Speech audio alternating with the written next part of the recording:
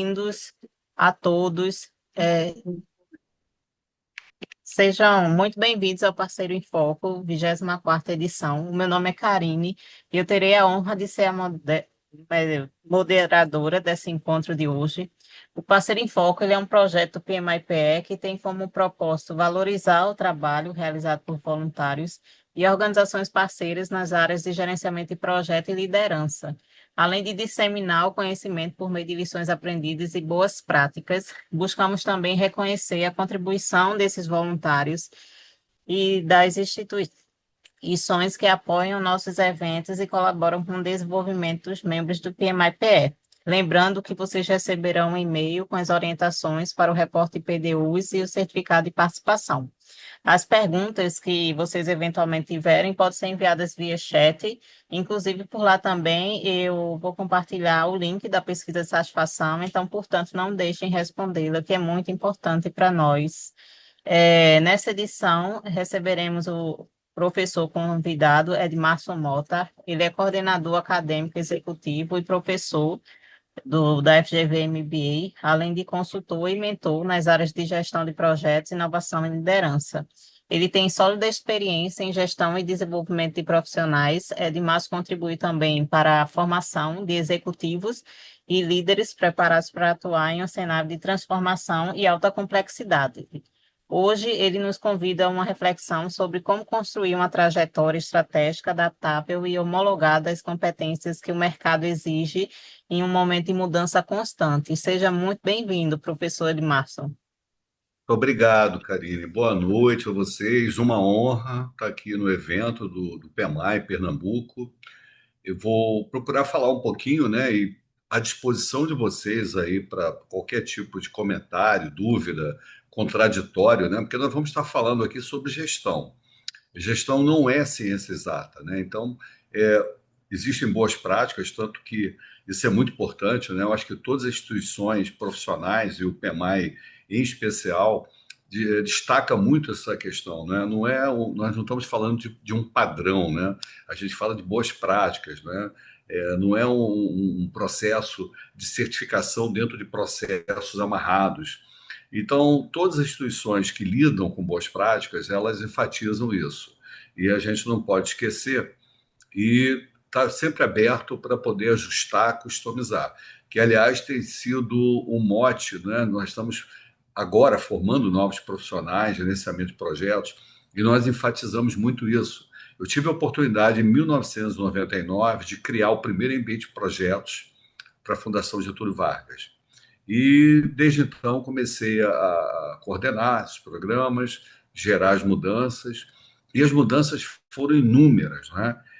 Eu estou mais ou menos há 50 anos no mercado e eu acompanhei toda a evolução, a minha formação básica, eu sou engenheiro eletrônico físico de formação, meu mestrado foi engenharia de computação. Posteriormente, eu já fui para a área, né, comportamental, meu doutorado já foi em administração na área comportamental, e a minha vivência foi toda dentro, basicamente dentro de métodos ágeis, quando não tinha esse nome ainda, porque quem trabalhava com software, com sistemas, com hardware, com cliente, né, tive uma carreira executiva, trabalhei na área de marketing, área de qualidade, área de produção, depois a área de pessoas, né? E nós víamos claramente essas demandas de ajuste, de customização, e o PMI, pela própria origem, né, profissionais muito ligados, né, à área de tijolos, né, como muitas pessoas dizem, área de construção, terminou ficando muito em cima de práticas mais amarradas, mais consolidadas e que são importantíssimas em alguns tipos de projetos, né? Então, por exemplo, imagina falar de métodos ágeis dentro de uma construção, de uma estrutura, né, e processos dentro de uma usina nuclear. Então, tudo tem a sua adequação. E isso é o que eu acho muito legal no mundo de hoje. A gente rapidamente, uma transição desde 96 no PMI, mas no mundo como um todo, a gente hoje tem, né, estruturas híbridas, situações assim que há 30 anos você não imaginaria para gerente de projetos. Só para ilustrar isso, a primeira turma em 1999, que foi em Curitiba, foi o primeiro piloto do MBA. Nós tínhamos uma turma 100% masculina, nós tínhamos quatro ou cinco da área de TI. Os demais todos eram de construção civil, construção pesada. Então, isso foi lá atrás. Hoje, né, eu coordeno em São Paulo, na Paulista, minhas turmas já estão meio a meio, né? Nós temos diversidade total, profissional, nós temos chefes de cozinha fazendo, pessoas ligadas a esporte, a artes, artistas fazendo, artistas até com certo nome no mercado. Então, assim, é muito legal ver tudo isso acontecendo. Então, eu vou falar um pouco sobre essa trajetória. Aqui é apenas um resumo aí tradicional. Isso aí é o prédio da Fundação Getúlio Vargas, em Botafogo, tombado, né? Projeto do Oscar Niemeyer. Eu estava pensando o que eu iria falar para vocês. Eu me lembrei, né, de como uma música executada, apesar de você ter a mesma partitura muitas vezes, você tem, além da técnica, você tem aquilo que o especialista, né? Aquela pessoa que tem a formação musical, ou até que não tem, mas tem um traquejo, tem uma natureza musical, né? Fantástica. Cada um toca de uma maneira, né? Você vê acordes, né? Você pega o acorde de violão, tem gente que o mesmo acorde é tocado de várias formas. A maneira como você dá vida. Então, assim, a gestão é mais ou menos isso. Nós temos boas práticas, nós temos muitos tipos de documentos no mundo. Eu acho fundamental, né, a gente beber em todas as fontes que possam contribuir para o nosso desenvolvimento. Então, a mesma partitura pode ser colocada de várias maneiras, como também nós podemos interpretar a consolidação de conhecimentos de várias maneiras. Aí eu lembrei de uma frase de um livro que me impressionou muito, né? Esse livro foi escrito, se eu não me engano, em 1970, do Alvin Toffler, chamado Choque do Futuro, o livro.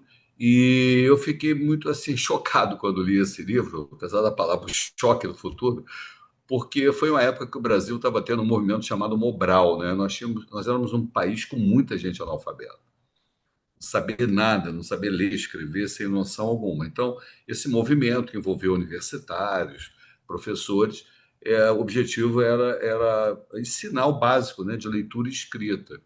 E aí o Alvin Toffler já estava dizendo, né, que no século XXI, analfabeto não é quem não sabe ler ou escrever, ou seja, para ele isso aí já seria uma commodity, mas sim quem não soubesse aprender, desaprender e reaprender, ou seja, lidar com a mudança.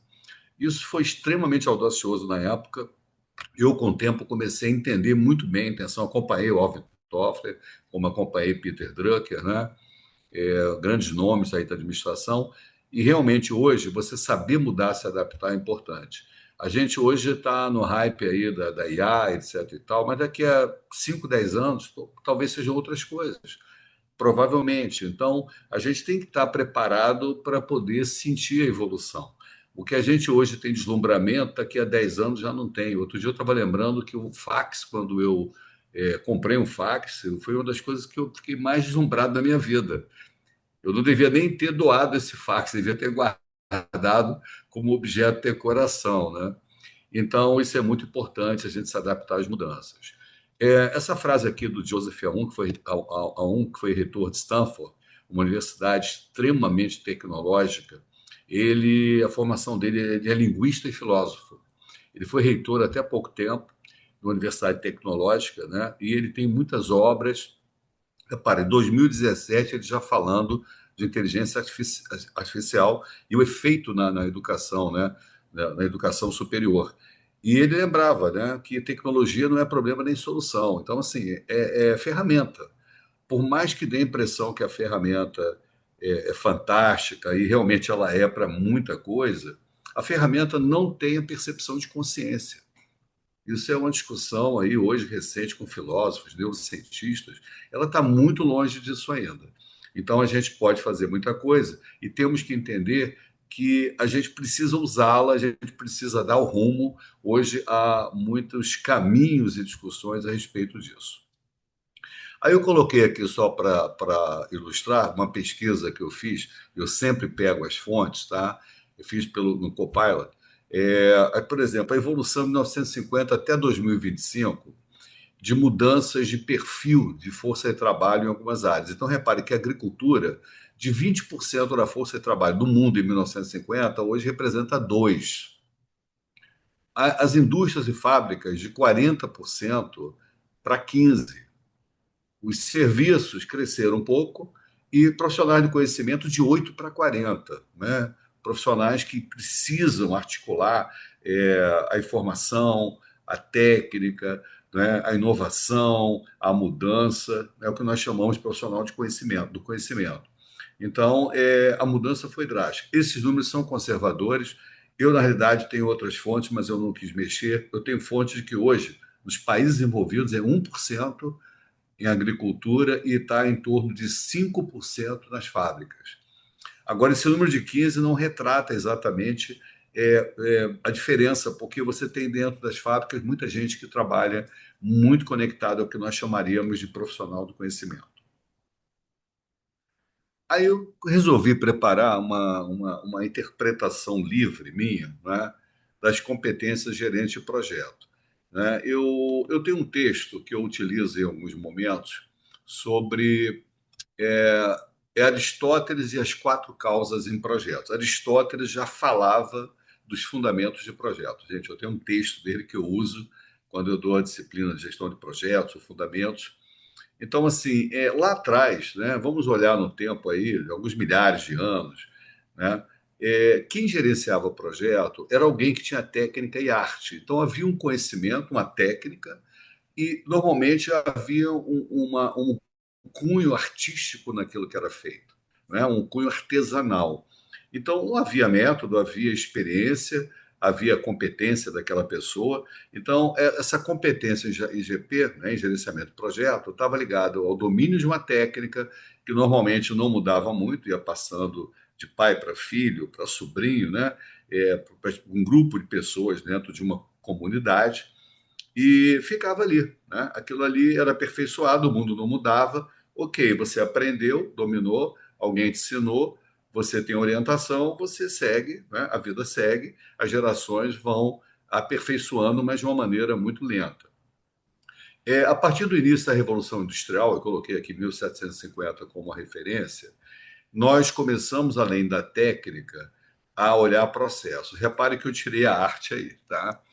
Porque nós começamos a ter um mundo mais duro, mais focado em produção, máquinas, sistemas. Então, os projetos continuaram, os projetos de construção, eles continuaram sem aquele glamour. Agora, havia uma ótica de praticidade e nós começamos a evoluir. Aí, em 1950, surge o computador. Quando o computador surge, o computador gera uma transformação radical no mundo, né? Então, a gente começou a ter mudanças, por exemplo, a internet, ela apesar de não ter surgido em 1990, porque em 1978 eu já estava com acesso ao protocolo da internet dentro da minha tese de mestrado, através de autorizações especiais do Departamento de Defesa dos Estados Unidos, que eu consegui via reitoria da minha universidade, né? Eu me formei na PUC do Rio de Janeiro e já tinha alguma coisa, né? O protocolo estava lá. Mas em 1990, década de 90, que realmente surgiu. Então, a gente começou, além da técnica, olhar processos também, e aí a gente começou a ter que fazer gestão de projetos de uma forma mais complexa. E a inovação começou a entrar forte. Eu estava firme no mercado nessa época, né? Eu já estava atuando, primeiro em inovação, comecei a trabalhar com coisas ligadas à inovação, depois a gestão, a complexidade, e depois eu fui parceiro internacional da IBM, Brasil e Canadá, envolvido com tecnologias novas. Então, assim, a área de projetos começou a se misturar muito com inovação. E hoje a gente começa a perceber, olhando já para 2020, com a IA chegando, eu botei como referência 2020, mas a IA, na realidade, começou em 1950. Tá? Ela foi, né, nos primórdios, na década de 90, ela já estava fazendo algumas gracinhas por aí pelo mundo, né, ganhando jogo de xadrez, etc. e tal, mas não era a IA de hoje ainda. Né? E em 2020 a gente pode colocar aí como uma referência de que a IA virou pop. A IA realmente entrou no mercado a partir de 2020, e aí a questão de projetos, né, começou a ficar muito forte. E não podemos esquecer do PMBOK, em 1996, né, a primeira versão. Eu me lembro que eu fiquei muito feliz quando eu li a primeira versão, né, de 96. Achei ela muito dura, porque eu trabalhava, afinal, com métodos ágeis, né? Mas eu gostei muito, assim, puxa, está organizando. E me ajudou bastante, deu uma disciplina em alguns aspectos que eu não tinha. Eu tinha muita vivência de fazer as coisas, né? E aí, quando veio o Manifesto Ágil no início, né, do século XXI, aí eu fiquei deslumbrado. Eu falei, opa, isso aqui me representa mais ainda, né? Então, nós tivemos essas referências e eu coloquei aqui, né, a partir dessa época, bota aí 2010 para cá, 2020, o que eu chamei de gestão total. Então, nós saímos daquela ótica assim, olha, projeto, você tem ali toda uma estrutura inicial, um termo de abertura, com objetivo, com a justificativa, o business case, né? Que sempre houve, né? De alguma forma. E aí você tem o escopo, você tem as fases, etc. e tal. A gente saiu disso por uma visão muito mais integrada com negócios, né? Eu oriento, eu faço mentoria de alguns projetos para algumas instituições grandes aí, principalmente cooperativas, né? Hoje eu estou muito ligado ao Sicredi, projetos da FGV, e a gente percebe a conexão total com a área de negócios. Então, assim, a orientação ela é ampla, ela não é só em projetos, ela precisa conectar com elementos do negócio, de modernidade, sabe, de tecnologias emergentes, concorrência. Então, hoje, quem gerencia projeto, a gente, inclusive, está fazendo toda essa migração em nossos programas para uma gestão que eu chamei aqui de total, só para facilitar, muita coisa sobre mudanças, as pessoas entenderem mudanças, não adianta só mexer no processo, porque processo não reage, quem reage são as pessoas. Então, os stakeholders, né, que o PMBOK já tinha sinalizado isso, né, por volta da quarta edição, se eu não me engano. Então, a gente começou a olhar isso e dar muita atenção às pessoas, porque um mundo de inovação eu tenho que contar com a criatividade, com o estado mental adequado, etc., das pessoas. Então, só para ilustrar uma percepção de mudança. Aí eu coloquei aqui um resumo, né, de como o PMBOK foi evoluindo. Então, por exemplo, a primeira edição, né, que eu falei que eu adorei, apesar de eu achar amarrado e tudo, mas assim, eu adorei, foi a primeira, entendeu? A primeira. A gente não pode ser crítico olhando agora do futuro, né? E principalmente para quem trabalhava mais com métodos ágeis, mas assim, foi muito legal, né? Os processos, entradas, ferramentas, técnicas, isso deu uma disciplina, né? A segunda edição, né, houve uma melhoria, melhoria contínua. A terceira edição também houve uma reorganização de processos. Da quarta edição, a gente teve algumas simplificações. Na quinta edição, 2013, entra a parte de stakeholders, né? A expansão dos processos. E aí, a sexta edição, 2017, realmente enterrou, digamos assim, aquela ideia de que é tudo processo, tudo regrinha, aquela. Eu tenho um amigo que é engenheiro, mas que ele tem uma mente muito aberta.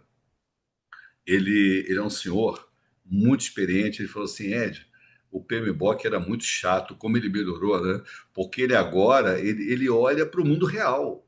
Ele olha como ambiente é dentro de uma empresa. Não é aquela caixinha isolada da galera que toca projetos, né? Porque é assim que está o mundo hoje. Então, assim, a gente começou a melhorar em 2017, a inclusão das práticas ágeis, elas finalmente foram absorvidas como uma prática importante. E a sétima edição, então, pronto, ela assim, a sexta plantou tudo, a sétima ela escancarou, digamos assim, né? Ela falou assim, gente, agora olhem para o projeto de uma maneira mais ampla. Não só ficar olhando áreas de conhecimento ou alguns processos, não. Isso continua importante e ela teve um aumento, um incremento.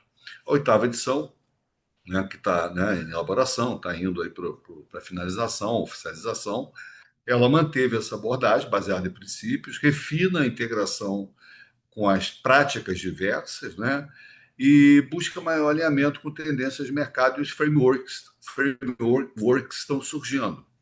Então, assim, eu acho muito legal, eu tenho maior admiração por essa capacidade de uma instituição mundial de se adaptar, né? Trabalhar por comitês e desenvolver algo muito relevante que está contribuindo muito para a melhoria das boas práticas, não só de projetos, mas eu diria de gestão também no mundo, né? E aí eu resolvi fazer uma pesquisa sobre tendências, né? Assim, vamos olhar. Então, depois eu vou colocar aqui as fontes, eu fiz uma pesquisa aí com muitas fontes. Então, por exemplo, o IPMA Trend Story 2025, que é uma publicação assim muito respeitada, já sinaliza, olha, tomada de decisão em ambientes complexos.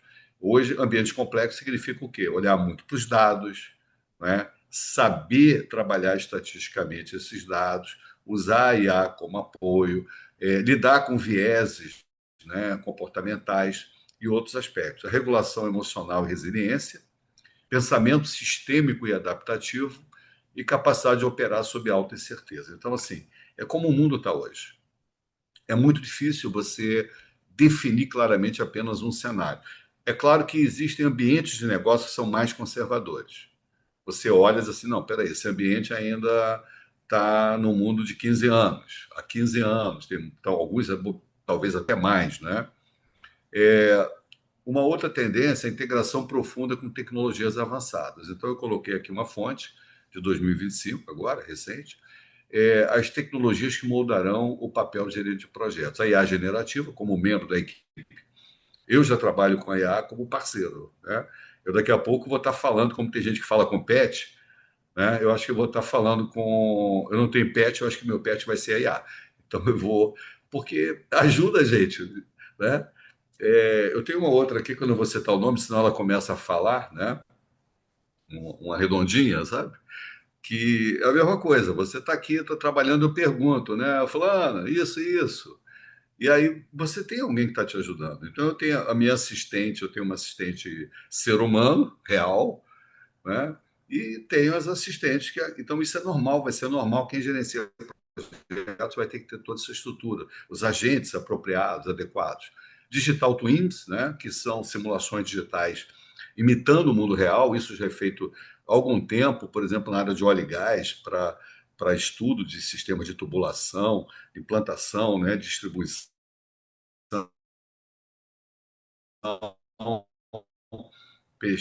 na parte de prospecção, em que você simula ali as coisas e você, na prática, começa a antecipar possíveis problemas, né? Você enxerga no mundo virtual aquilo que o mundo real mostra. Já se trabalha, inclusive, hoje em biologia, questões humanas, comportamento nosso, orgânico, órgãos, etc, etc. A IoT, Internet das Coisas, o blockchain para rastreabilidade e automação inteligente de PMOs. Então, assim, os PMOs vão começar a fazer um trabalho que hoje é muito dependente, né, de ser humano, vai começar a ter uma assistente, é, a inteligência artificial mais focada para o papel do PMO. As habilidades necessárias, alfabetização em dados, claro, capacidade, né, de trabalho com IA como cogestor, né? A IA vai ter que estar junto com você ali, te ajudando, e é importante você conhecer para ter capacidade crítica, senão você está arriscado a cometer erros severos. A curadoria e validação de insights automatizados. Então, isso aí é um grande desafio, né, na integração profunda com as tecnologias avançadas. Liderança estratégica e transformacional. Algumas competências chaves, a influência organizacional, a gestão de mudanças complexas, envolvendo vários players, né, stakeholders, cadeia de valor de empresas que estão conectadas aí dentro de algumas situações. O mundo está passando aí no momento por transformações aí profundas, né, reposicionamentos entre potências, no comércio mundial. Então, assim, a gente está olhando, a gente deve passar por uma crise aí de 10, 15, 20 anos em algumas transformações macro, sociais, econômicas. As transformações sociais e hábitos já começaram na década de 60, quando nós tivemos, né, vários tipos de revoluções, né, acontecendo, né? Eu, por acaso, hoje estava até fazendo uma boa pesquisa sobre isso. Então, por exemplo, direitos civis começaram por volta de 1940 nos Estados Unidos, o feminismo em 1960, a revolução sexual também em 60, movimento ambientalista moderno também em 60, LGBTQ+, final dos anos 60, movimentos estudantis globais na década de 60, pacifista e antiguerra, né, também em 60, e a Declaração Universal dos Direitos Humanos em 1948. Então, repare, não tem muito tempo porque nós começamos a gerar grandes transformações na estrutura social, na forma como nós nos relacionamos entre nós, entre grupos humanos. A comunicação avançada em narrativa estratégica e gestão de equipes diversas e distribuídas, que já é uma realidade hoje para muitas pessoas em projetos. A questão da sustentabilidade ética e impacto social, ESG entrando firme, é uma necessidade do mundo, né? Nós sabemos que alguns países, algumas lideranças estão meio que ignorando, né? Mas isso aí vai ser inevitável a gente ter atenção, porque está gritantemente sério os possíveis impactos, se é que a gente consegue reverter algumas coisas. Economia circular e pressão regulatória e responsabilidade corporativa. A economia circular, aplicada ao ciclo de vida do projeto, sem dúvida alguma, a gente já está começando a ter esses aspectos sendo incorporados, né, em algumas sociedades, em algumas legislações. A síntese da evolução, só para a gente colocar aqui, o perfil de gerente de projeto 2000 a 2010, mais ou menos, era técnico e processual. 2010 a 2020, um líder colaborativo. 2020 a 2025, estratégico e digital. É o mundo que a gente está vivendo hoje. E nos próximos 10 anos, neurocognitivo e integrado a IA. Então, assim, agora a gente está com esse desafio, a inovação no nosso preparo, na nossa organização, como isso funciona. Eu botei aqui as principais fontes utilizadas, né? Reparem que são todas de 2025.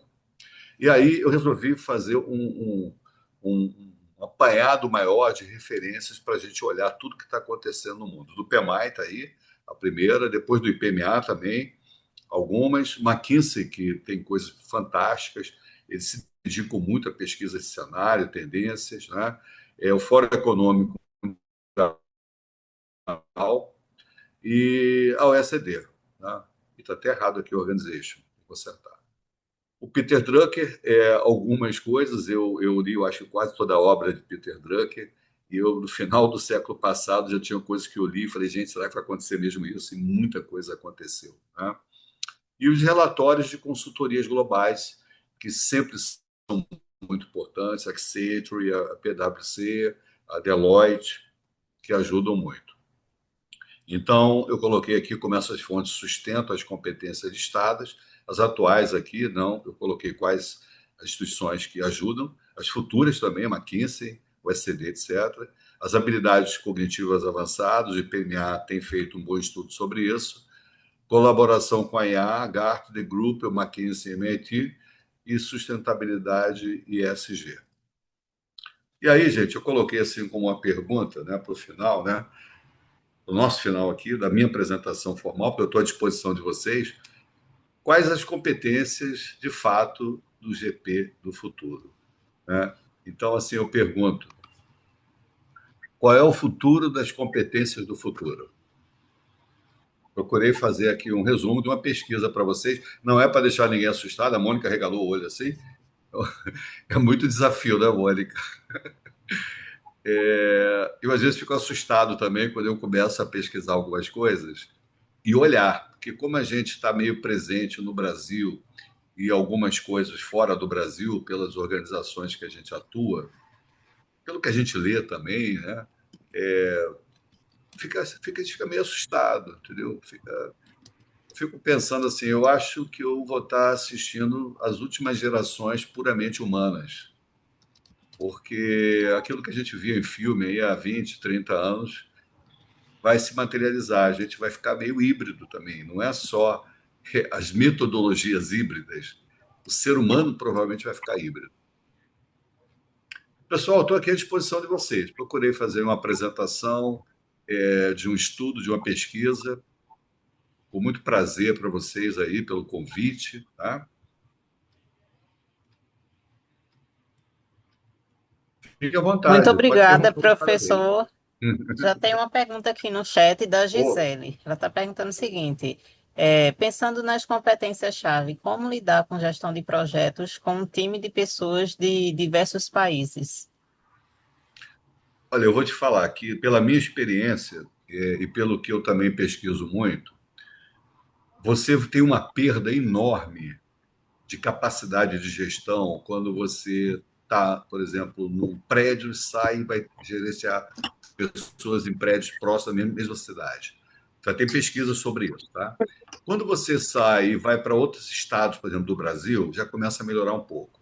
E quando você está entre países, mais ainda. Eu tenho uma filha que ela é gerente de projeto de negócios, uma grande empresa europeia, francesa. E ela lida com equipes do mundo todo. E o processo é todo, gente, formal, é comunicação. Então, repare, você tem, às vezes, um projeto com 200 pessoas envolvidas. Só que essas 200 pessoas não têm todas que conversar entre si. Você tem um grupo de 10, 15 que é realmente quem tem que ter traquejo cultural, entender algumas nuances. Essas pessoas, consultando suas equipes locais, elas discutem e chegam a conclusões. A partir daí, é processo formal de comunicação. Então, é um dos itens que eu coloquei, inclusive, ali, como tendência, essa comunicação formal, clara, bem definida, mídias adequadas, que é o que a gente usa, por exemplo, eu dou a disciplina de gestão da mudança e cultura, dentro do ambiente de projetos. Então, assim, há metodologias para isso e você tem que estabelecer com os stakeholders e ambientes culturais qual é a comunicação mais adequada, as mídias mais adequadas para cada caso. Então, eu diria para você o seguinte: a comunicação formal ela é o mais importante quando você tem equipes que estão espalhadas por vários locais. O encontro, o bate-papo, a troca de ideias, o brainstorm, o design thinking, tudo isso é ótimo. Mas depois tem que formalizar bem. Porque quando as pessoas estão trabalhando juntas, aquela coisa da startup, gente, startup eu já tive empresas, né? Antes de me dedicar exclusivamente a desenvolvimento gerencial. A gente bate o papo, acabou, a gente vai tomar cerveja, entendeu? Conversa, conversou, acertou, está resolvido. Mas isso não funciona numa organização maior. Isso não funciona quando você tem pessoas com modelos mentais diferentes. Então, se você não formaliza, a coisa fica esquisita. Porque entre um grupo de amigos ali, todo mundo muito motivado, é uma coisa poucas pessoas, há um compromisso. Você tem vieses humanos que, quando você afirma algo ou escreve, você se sente muito obrigado. E aí são pessoas que estão juntas. Todo mundo está ouvindo, todo mundo é testemunha do que houve. Mas, assim, espalhou, formalizou. Certo, professor. Tem outra pergunta da Vitória aqui no chat que ela diz o seguinte: qual é o maior erro dos profissionais que cometem ao tentar implementar tecnologias e inteligência artificial em projetos? Ela pergunta também: seria falta de conhecimento dessas ferramentas? Eu acho que não, eu acho que é o deslumbramento, sabe? As pessoas, elas ficam muito deslumbradas com a questão assim, do que a tecnologia faz. Eu vejo muito na IA. Outro dia, tem desde a pessoa absolutamente ignorante que subestima. Outro dia eu estava com um amigo que ele falou assim: isso é tudo besteira, ele não tem nada a ver com tecnologia.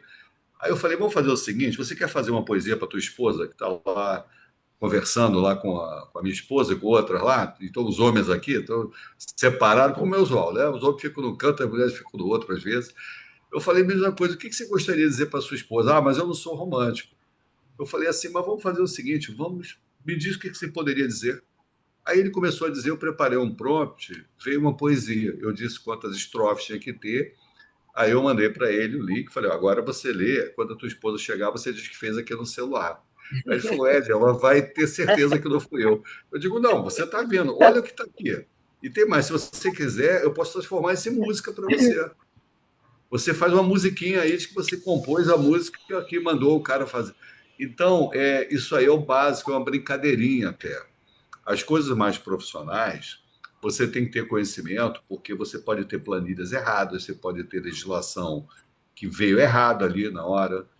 Então, eu acho assim, existe desde a pessoa ingênua, que subestima, ignora assim, coisas extremamente úteis e básicas que a tecnologia, estou falando mais da IA aqui, porque é o hype, né? É o hype do momento. Desde aquela pessoa que acha que a tecnologia vai resolver tudo. A tecnologia não resolve problemas de relacionamento, ainda. Já tentaram colocar ali como psicólogo, não é? Para fazer, né? Tipo um Tinder, né? E a Tinder. Gente, não deu certo. Facilita para algumas coisas. Então, eu acho que o erro está em desprezar a importância da gestão no sentido da percepção das coisas, da visão sinérgica, né, do que nós chamamos em neurociência de consciência. Então, assim, a IA não tem consciência. A IA tem informação e chega a ter conhecimento. Os computadores no início tinham dados. Aí eles conseguiram começar a trabalhar a informação. Hoje a IA consegue gerar conhecimento a partir da informação, né? Mas ela está longe da sabedoria ainda. Ela não chegou lá, talvez seja muito difícil. Então, assim, é a minha visão, né? Nós continuamos a ser importantes ainda, pelo menos por enquanto. Depois, não sabemos. É, é, Alan está perguntando como trabalhar a capacidade de adaptação das equipes que lidam com projetos complexos. Olha, primeira coisa, existe uma pesquisa, nós temos uma instituição no mundo americana chamada ProSci, que vem de Professional Science. É um grupo de pesquisadores, cientistas, consultores, super especializados, que resolveram criar uma organização para apoiar a gestão da mudança. E uma pesquisa mundial que eles fizeram com organizações que tiveram sucesso em projetos de mudança, né? Porque os projetos de mudança mais importantes vêm como projeto. E aí você tem um lado comportamental, porque impacta em pessoas. Então você tem que ter metodologia de gestão da mudança. Não é a mudança que a gente fala no clássico em projetos, que é alterar escopo, prazo, requisito. Não, isso aí a gente chama de alteração. São as alterações necessárias no projeto. A mudança, estou falando aqui, é no sentido de impacto comportamental, impacto social, cultural, etc, etc. Então, eles confirmaram nas organizações que fizeram projetos que tinham impacto e mudança em pessoas, os fatores de sucesso. Os três primeiros, tá? Primeiro, patrocínio ativo e visível. Já diz o Estado Popular, quem não tem padrinho morre pagão, entendeu? Então, assim, tem que ter patrocinador ativo. Gente, eu já participei de tantas consultorias que o patrocinador nem sabia o que estava acontecendo. Só falava assim, pelo amor de Deus, não me traz problema. Eu digo, gente, está ali para quê? Né? Então, assim, patrocinador tem que estar presente, porque hierarquicamente é alguém que tem mais poder, que pode auxiliar, resolver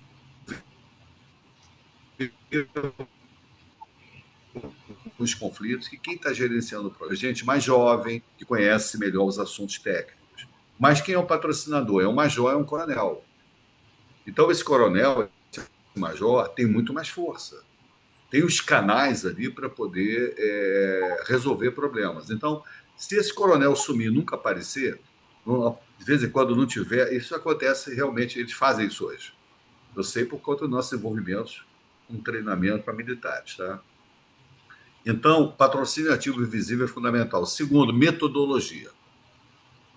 E é aí que entra a importância de instituições como o PMI, como a ISO, as certificações, né? Qualquer metodologia no sentido genérico, tem um método, né? Você pode chamar de boas práticas, o que for, não é uma regra, é um método, é uma disciplina de trabalho. Terceiro, comunicação customizada, com diversos stakeholders. Você tem que saber lidar, não só customizada, mas também os aspectos culturais.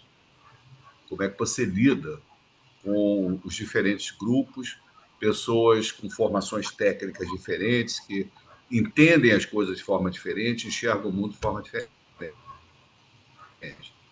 Então, hoje nós já temos métodos no mundo, né? O ProSci tem um método chamado ADKAR, que é uma sigla em inglês para gerar consciência, o desejo, preparar as pessoas que é o conhecimento, depois a habilidade e o reforço. Então, tem uma lógica de etapas. A gente tem aí umas 5, 6 metodologias no mundo. A teoria U, do Otto Scharmer, né? Nós temos o modelo John Kotter, também de mudança. Né? Nós temos, né, outras formações, inclusive pela ótica da psicologia. O modelo Bridges também, William Bridges. Tem um bocado de coisa aí na literatura. É que só bebe numa fonte. A floresta está cheia de fontes interessantes, lagos interessantes, mas a pessoa só vai no mesmo lago, entendeu? Professor, Henrique está perguntando como um profissional de projetos pode se manter relevante em um mercado de constante mudança. Tem que estar ligado aos negócios, porque os projetos acontecem como negócios. Então, assim, se você não está atento aos negócios, percebendo as tendências e se preparando para aquilo, e agora você não se prepara para a vida toda.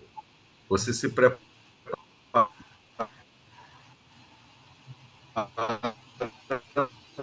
algumas coisas, né? Normalmente. Já tive três.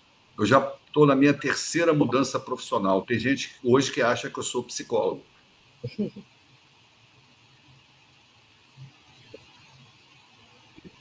Tem gente que acha que eu sou engenheiro. Eu não sei nem o que eu sou. Você vai ter que mudar de novo antes. Então, assim, outro dia eu estava orientando uma pessoa, aparentado, né? Que pediu assim: ah, Ed, orienta fulana, minha filha está perdida aí. O que que é? Não, ela não sabe se faz A, B ou C. Aí eu cheguei para ela, falei: oi, fulano, estava conversando com teu pai aí, teu pai falou isso. Por você ser professor, as pessoas acham que você tem solução para tudo, né? E aí é difícil, você não vai resolver o que cada pessoa quer, a vida da pessoa. Aí eu falei: qual é o teu problema? Ah, meu pai está me pressionando, que ele quer que eu faça isso ou aquilo, uma profissão de status. Eu acho que eu devo fazer isso, mas também não sei. Aí eu cheguei para ela e falei assim: faz qualquer coisa. Faz o que você achar que pode ser legal, porque não vai adiantar muito mais na frente. Eu falei: olha, talvez algumas profissões clássicas, como engenharia, medicina, você consiga zanzar ali dentro. Mas direito, por exemplo, já é complicado, que era uma das coisas que ela queria.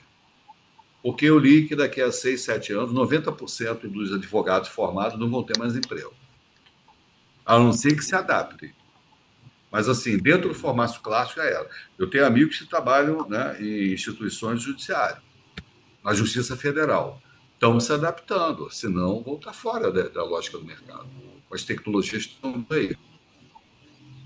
Então, a minha orientação é a seguinte: fica atento e vai mudando, porque não tem outro jeito. É o estudo para a vida toda, é a atualização para a vida toda. Eu tenho amigos médicos que hoje eles dependem muito de uma pessoa jovem que opera os equipamentos para eles. Eles orientam, eles são gerentes de projeto. Aliás, eu vou aprofundar esse assunto depois, olhando as grandes profissões. Estava, inclusive, conversando com o André Barcauí sobre isso outro dia. Vai ser gerente de projeto e as competências puramente humanas, que envolve percepção humana. Né? Inteligência emocional é uma delas, mas tem outras aí. Né? Inteligência emocional é gerenciar, é coordenar coisas. Essa visão sistêmica, a tecnologia não tem. Certo. A Mônica está perguntando, eu gostaria de ouvir um pouco sobre o modelo de 8 passos de Kotter, considerando o senso de urgência essencial para a mudança. Aqui, eu posso compartilhar aqui, ó? Vamos lá. Sim, Eu pode vou ser. compartilhar, eu vou no slide. Só um instantinho que eu estou abrindo aqui.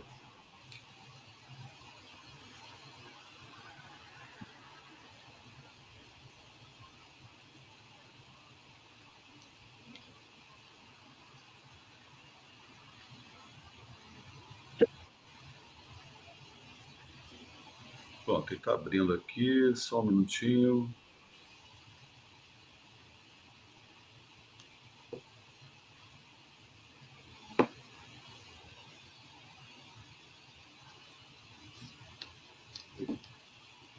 Compartilhar, tá?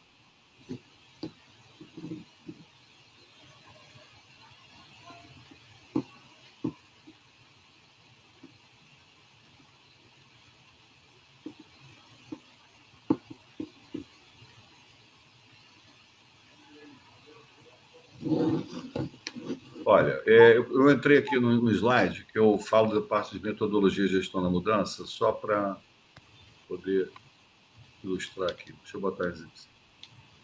Olha, a primeira é o modelo Kurt Lewin, que é um psicólogo que na década de 40 a 80 colocou muita coisa sobre mudança.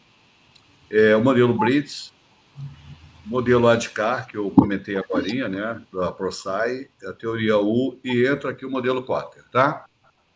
Então, estão aí os 8 passos. Primeira coisa, você tem que aumentar o senso de urgência, sabe por quê? O ser humano tem a tendência de ficar parado e só age quando as coisas se aproximam do prazo, né? Tem a famosa lei de estudante que diz o seguinte: o estudante só entrega tudo na última hora depois de pedir para adiar, né? Então, assim, é das pessoas isso. Enquanto não houver uma pressão, a coisa fica muito próxima. Então, assim, um dos desafios que você tem é criar essa percepção de mudança, do tipo, a gente tem que começar logo, senão não vai dar tempo, né? Então, é preciso criar uma percepção para as pessoas não deixarem para a última hora. Não, o mundo está aí, as coisas estão acontecendo. Traga dados, traga relatórios, traga vídeos. Existem várias técnicas para. Esse livro que está aí, O Coração da Mudança, do John Kotter, tem muita coisa legal de alguns cases da longa experiência dele em consultoria de mudança. Construir equipe de orientação. Você tem que pegar os agentes, as lideranças, stakeholders, que agem sobre as pessoas que serão afetadas, nós chamamos de alvos, e aí você constrói, vê essas lideranças em várias áreas da organização ou do empreendimento, discute a estratégia, alinha e vê detalhes, faz alguns ajustes necessários, e então você, com isso, desenvolve a visão certa. Então, você prepara a linguagem adequada para cada grupo, o que, que você vai comunicar, qual é a maneira de chegar, qual é a linguagem. Você não fala da mesma maneira numa situação com uma criança, com um adolescente, com um jovem adulto, com uma pessoa idosa. Você não fala da mesma maneira com uma pessoa com pouca escolaridade e uma pessoa com doutorado, por exemplo. Então, você tem que saber adequar a linguagem, que tipo de argumentos funciona melhor. E aí você vai à luta, vai comunicar-se para promover a compra, né, da ideia. Então, essas pessoas, esses agentes vão a campo. O empowerment para a ação é preparar as pessoas, porque muitas vezes as pessoas têm medo, é muito usual isso, porque elas não dominam o conhecimento. Elas não têm, elas morrem de medo, porque além do medo natural, que eu vou ter que, poxa, aprender coisas novas, vou sair da minha zona de conforto, a pessoa não conhece, ela vai ter que aprender, ela fica com medo. Então, assim, eu tenho que qualificar, eu tenho que dar treinamento, né, o hands-on, eu tenho que botar a pessoa para fazer. Propiciar vitórias a curto prazo, o ser humano típico precisa desse reforço, a gestão tem que estar valorizando, tem que ter os milestones, né? Tem que ter os OKRs, você tem que ter e comemorar cada coisa que você vai atingindo, ou descobertas, ou avanços. Não permitir o desânimo, porque projetos maiores as pessoas vão cansar. No início é igual fazer academia ou fazer dieta. Todo mundo se empolga, ou fazer isso e aquilo. Começa daqui a pouquinho, 70% das promessas final de ano vão por terra abaixo em 2 semanas. Dia 15 de janeiro já era. 70% das promessas. Mas na hora é muito fácil fazer promessa, principalmente se o ambiente estiver animado, se o povo estiver com a birita na cabeça, aí promete tudo, né? Não permitir o desânimo e tornar a mudança duradoura. O que é tornar a mudança duradoura? Queimar os navios. Talvez vocês conheçam. Maurício Nassau, quando chegou a Recife, tirou todos os itens estratégicos do navio e deixou o casco, mandou tocar fogo. Agora não tem como fugir, não tem como voltar para a Holanda, né? Então, essa expressão é famosa, queimar os navios, é não deixar a opção de retorno. Então, assim, padroniza, documenta, reforça, é tornar a mudança duradoura. Então, esses são os 8 passos do Kotter, modelo Muito Kotter. obrigada. Obrigada. De nada.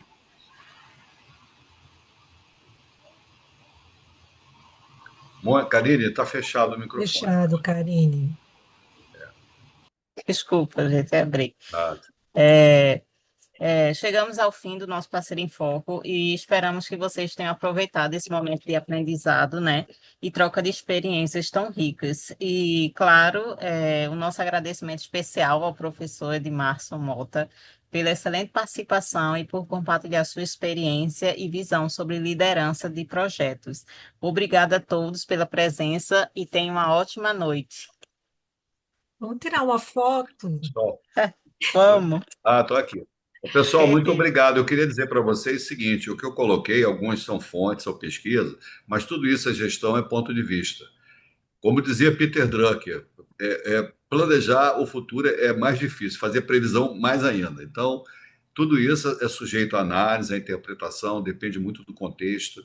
Então, são informações para a gente refletir, tá?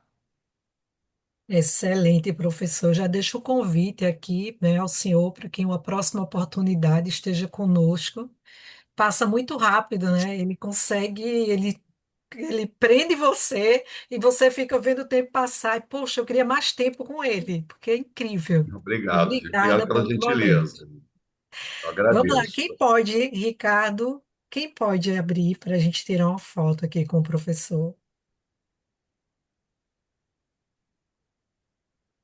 Vou Meu contar. topete está aparecendo direitinho, gente? Tá, Tá está bonito? ótimo. Tá Então, ótimo. vamos lá, quem Parece. conseguiu? Alan, cadê você, Alan? É Eu tô importante você tentando abrir também. aqui, mas não tá conseguindo.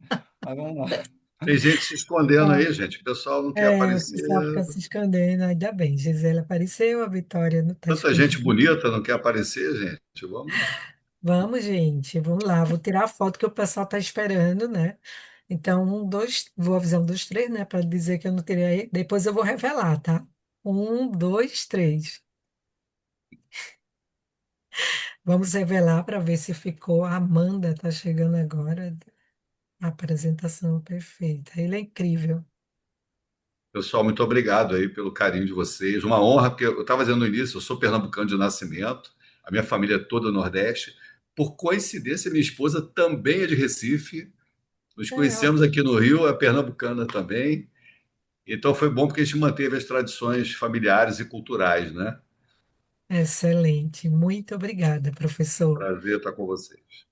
Um abraço grande. Um Pessoal, nos abraço. siga aí nas redes sociais, sempre tem muita coisa boa acontecendo, né? Depois de amanhã temos um excelente workshop que vai acontecer, então estão convidados a participar. Boa noite Tá para bom. todas. Boa